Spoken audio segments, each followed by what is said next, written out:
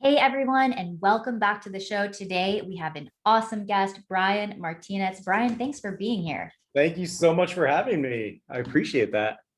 Definitely. So, everyone, Brian is with New View Trust, and he has a passion for educating passive investors on building tax-free wealth. Awesome. So, Brian, tell us a little bit about how you got into this space.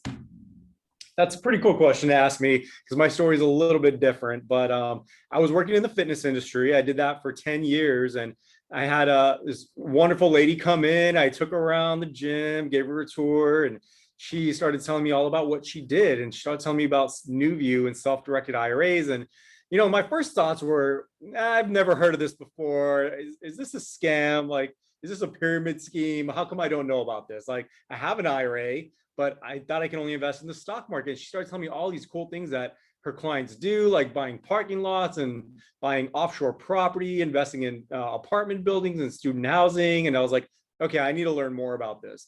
So she kind of approached me and said, I really like you. Why don't you come to one of our classes? And so I came to New View. They were, pretty close to where I worked. And I sat in for an hour like introduction class. And then I started learning about it. I researched it like crazy. And I was like, I should be doing this. And after that class, I met the vice president, Jason, and he asked for my resume. He's like, hey, Bar put in a good word for you. Let me get your resume. We have some seats we want to fill. And I gave him my resume. I didn't have any financial background. I had some sales background, and, I didn't get a call back right away. Saw Barb again. And she said, I remember her name when she walked in. She obviously impacted me and started expanding my mind on like these opportunities that I've never heard of before. And she said, I'm going to mention your name again to HR. Maybe they overlooked your resume or something. And, I was pretty passionate about it at that point because I've been researching it. And then I got some callbacks and interviews, and I ended up working for New View. And that's where the journey started. And I've got to network some of the greatest investors and syndicators that you can find in investing, passive investing, active investing, mostly real estate, but there's all kinds of assets you can, really invest in. And I think that's where my passions came from. Awesome. So, just curious about something you mentioned. What was it that, as you were doing your research on self-directed IRAs, et cetera, what was it that made you interested in doing it, using your self-directed IRA to invest?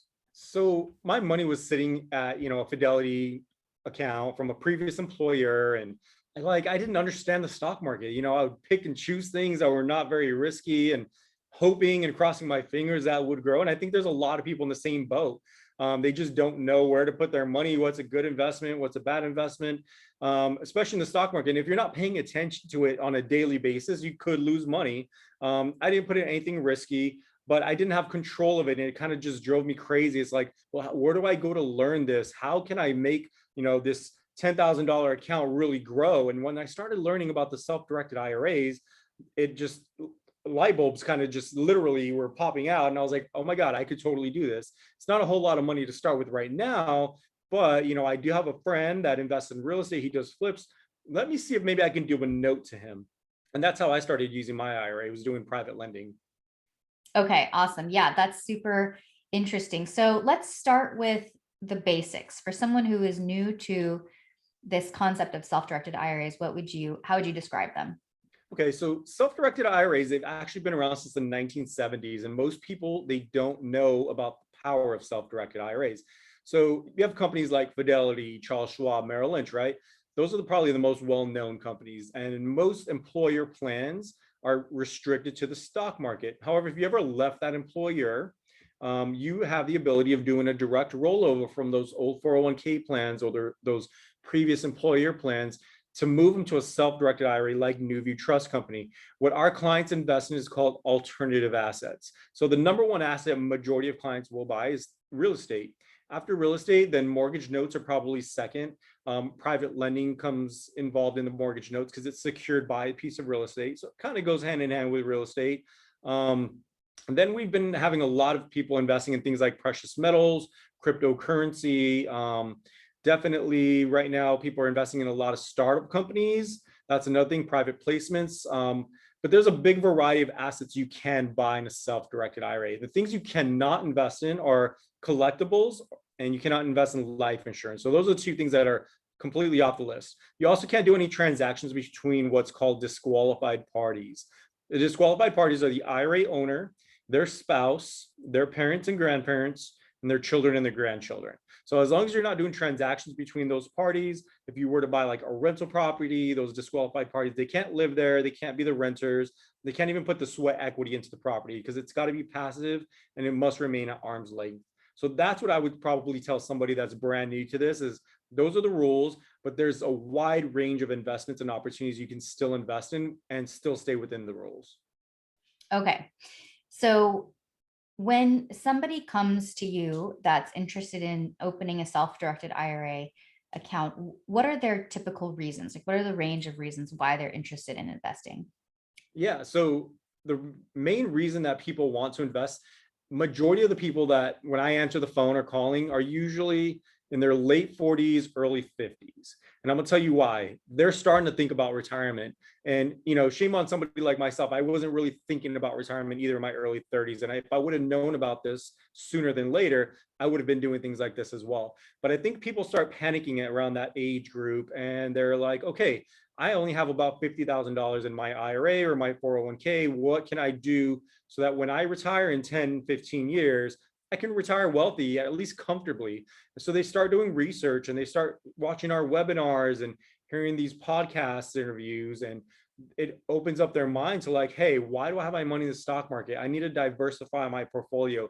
I need something that's going to produce cash flow consistently so that when I do retire, my money's going to keep working for me. But I don't want to put my money in anything that's going to be high risk either. So I think that's the main reason why people would open accounts. Okay, awesome. And what other considerations? For for example, your first investment was you lent money to a friend flip, and obviously you couldn't do the flip yourself, right? So tell us about that. Yeah, so it's first off, it's completely hands off. Being a note investor is what I would say I do now, but passive lending, I'm just literally giving the terms of the note to whoever the borrower is. We get to negotiate the terms. You have more power when you have more money, of course. It was a small note and it was secured by the piece of real estate he was doing the flip on, but he was almost done with the project and he was so close and he had already borrowed money from a hard money lender. And when I started telling him about self-directed IRAs, he had no idea he could do this. This was his third property he was flipping, so he wasn't too experienced either. So, he only needed $10,000 more, and all he had was like a plumbing issue that he had to fix. So I said, I'll lend you this. You get me the money back within the next 3 months because he was pretty much done with the project already. And you can pay me back 12% interest. And we kept it pretty basic for the most part, but there's a lot of power in private lending. I mean, you can have the borrower pay your custodial fees. You can have points on the property. It's secured by the real estate. So either you get to foreclose on the property or the borrower will pay you back. Majority of the time, the borrower would rather pay you back than have you foreclose on a project that they've been working on for probably months. But you have a lot of power. You get to negotiate the terms. It has to be within reason, of course, because certain states have certain limits. Like in Florida, where I'm at, you can't charge more than 18%. So there are specific, requirements to do it. But as long as you stay within those boundaries, you're fine. Okay. And so did you have someone help you draft that note? I did. I had an attorney. He only charged, I'd say, a small fee of $1,000. Now, my IRA did have to pay that $1,000 fee because you can't pay out of pocket for any services that are being provided to the IRA. So I did have an attorney who was I met through NewView that would write the note for me, and he put the note together and we both parties signed it. NewView signed as a custodian of the note, and I got my money back within 90 days. It was actually pretty soon. I felt like it went by so fast, and I was like, wow, I just made 12% off my $10,000 in 3 months. I could not have done that if my money was in the stock market. Okay. And so just curious, like if the costs for making the note were $1,000, did you profit immediately on that, or was it more for experience? Because if you got 12% on an annual basis or just period?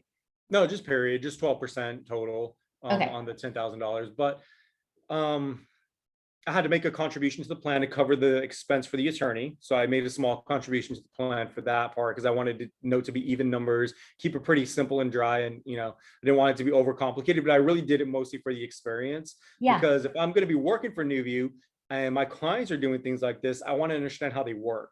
So that was my main reason for doing it. And ever since I've done that, I can't wait to do it again because it's a passive investment. For sure. That's awesome. So do you think that, obviously you said a lot of folks invest in real estate. Do you see folks who are investing in syndications, real estate syndications with their self-directed IRAs? And is that a good fit for self-directed IRAs? Yeah, so that's a good question. I mean, real estate's always going to be there no matter what. People are going to need somewhere to live. So yes, we get lots of clients that do invest in syndications, but there's all different types of syndications. There's apartment buildings, there's storage units, there's mobile home parks. There's so many different types of syndications, but it's always up to the client to do their due diligence on whoever they're going to be investing with. Make sure they have a reputable company, and they have some experience in the syndications. So it's up to the client to do their own research before, but we definitely have a great amount of clients that do invest in syndications. Okay. And what advice would you give to someone who is interested in investing in alternative asset classes with their SDIRA? Well, the advice I would say is just figure out what your niche is and then focus on that. And then once you feel like like say it is real estate and you're buying maybe a rental property or investing in a syndication, like really learn that craft, make it your niche. And if you want to branch out to other different types of asset classes, do the same thing, but do one at a time. Sometimes I see some clients come in and they want to just diversify their portfolio in all different types of assets, and it gets overwhelming and they get confused and they get lost. And the last thing I want to see is anybody make a bad investment. So that's the advice I would give them, is figure out what your niche is, what you want to do, and focus on that first. Definitely.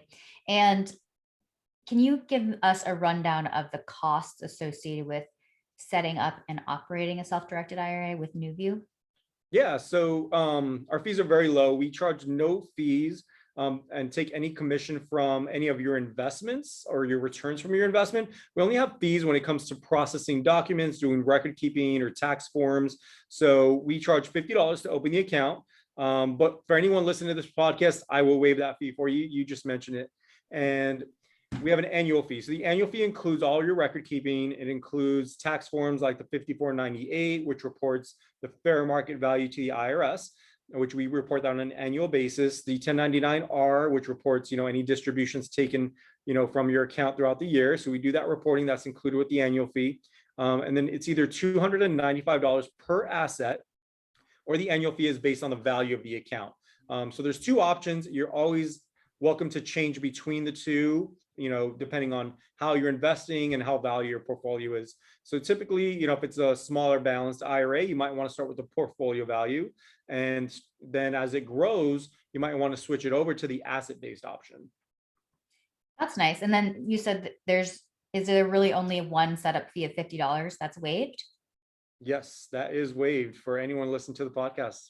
Oh, okay, great. So then first year will just be that $295 or the value, or on a percentage basis. Yeah. Now there's other small fees. Any wires are $30, but you can avoid a wire fee by doing ACH. ACH is free. Checks are only $5. That's whether it's incoming or outgoing. And then anytime you buy or sell an asset, there's a $95 transaction fee. So included with that transaction fee is us reviewing all your documents, making sure we didn't, we dotted our I's and crossed all our T's, make sure it's within compliance with the IRS. And we definitely dissect, every document, every page, and we make sure that we sign as well as the client signs where they need to. Okay, awesome. Thank you. So let's talk about how self-directed IRAs can help with portfolio diversification. I mean, it seems sort of evident, but I'd love to get your take on that. Yeah, so that's the one thing that I like to tell my clients, and other people might disagree, but true diversification is not picking and choosing stocks. And some people think that that's really diversifying your portfolio if you put in futures or options or stocks, but there's so much more you can do, like real estate, private lending, mortgage notes, the tax liens, the precious metals. Cryptocurrency is pretty popular right now, but who knows how that's going to work? Who knows how it's going to be taxed later on in the future? But right now there are a lot of capital gains taxes if you're using your own cash. But if you do it in an IRA, you can avoid that. especially in a Roth IRA. So there's a lot of power in diversifying. But like I mentioned before, with my clients, focus on your niche and then start diversifying later. You want to do less risky things the older you get, of course, and the closer to retirement you are, but you always want to make sure your money's still working for you and there's some type of consistent cash flow coming in. Okay. And let's talk about what it would actually look like in a real estate syndication, multifamily, self-storage, et cetera.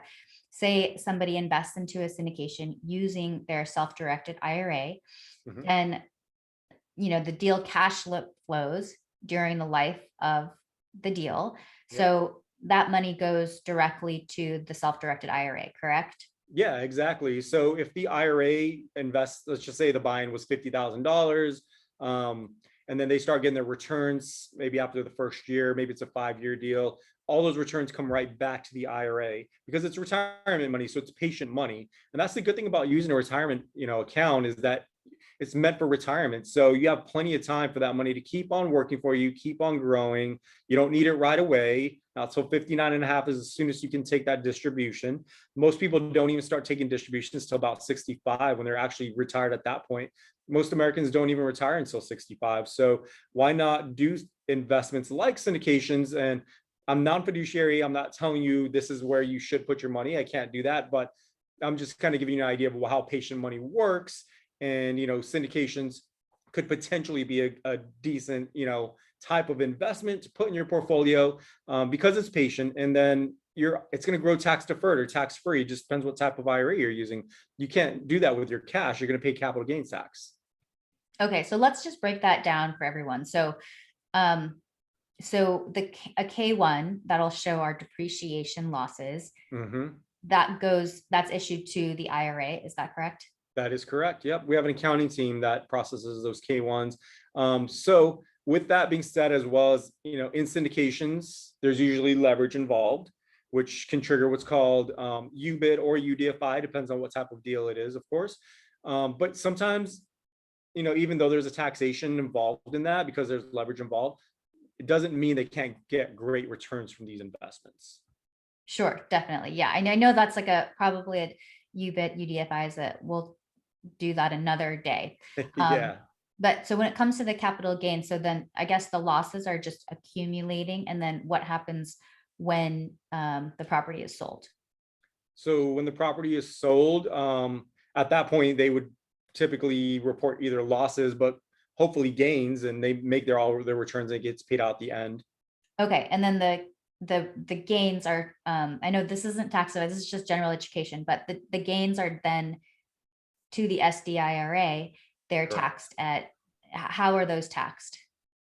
It depends. If you're using like a traditional IRA or a SEP IRA, then it's going to be tax deferred, which means you're not going to pay those taxes until you retire and you start taking that distribution, and it is based on whatever your tax bracket is at that time. Now, if you're using a Roth IRA or maybe a solo 401k plan that might have post-tax money in that because you did a Roth conversion in the plan, then that would grow tax-free for you, so there wouldn't be any tax. Okay.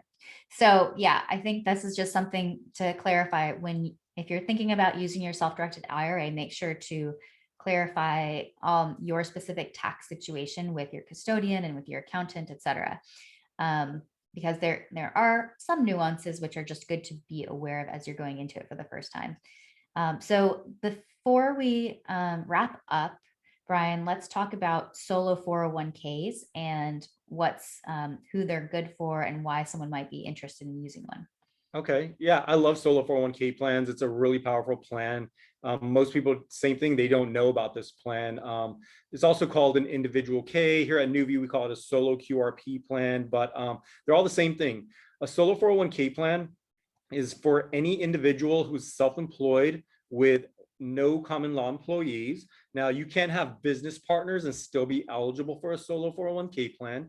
The cool thing about the solo 401k plan that I like is if you're investing in things like syndications, it's exempt from UDFI tax. So it's great for anything. If you're buying a rental property and you want to take a loan out, so you're using some leverage there, it's exempt from that UDFI tax. Has higher contributions. As the employee and the employer of your self-employed business, you can make contributions up to $57,000.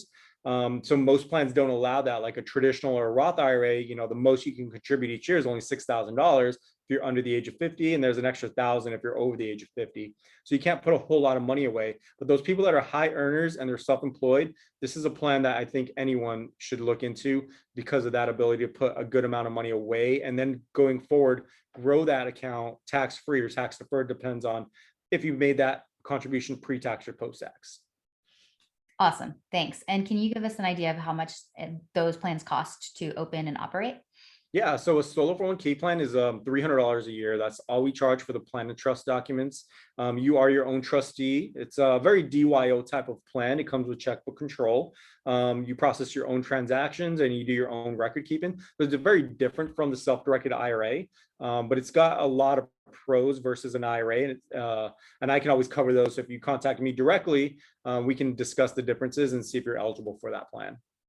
Okay, awesome. So thanks for that overview, Brian, of self-directed IRAs. It's such an important tool that, I'm excited to help more people learn about. Thanks so much for coming on. We'll have to have you on again to go more into detail on some of the more complicated aspects of running these plans. So before we go, please share with the listeners how they can get in touch with you and anything else you'd like to share. All right. Thank you for having me, Suja. So the best way to reach me, if you go to newviewtrust.com, that's our website. We have a little chat bot at the bottom. You can leave me a message there. You can call me directly. Instead of having gone through any extensions, my direct phone number is 407-519-9172. You can leave me a voicemail and I will get right back to you if I am on another call. Or you can email me directly at bmartinez, which is B for Brian. My last name is Martinez at newviewtrust.com. All right, there you have it, folks. Make sure to contact Brian for your self-directed IRA needs. Thank you so much for coming on, Brian. We'll see you next time. All right. Thanks for having me. Have a wonderful day. You too.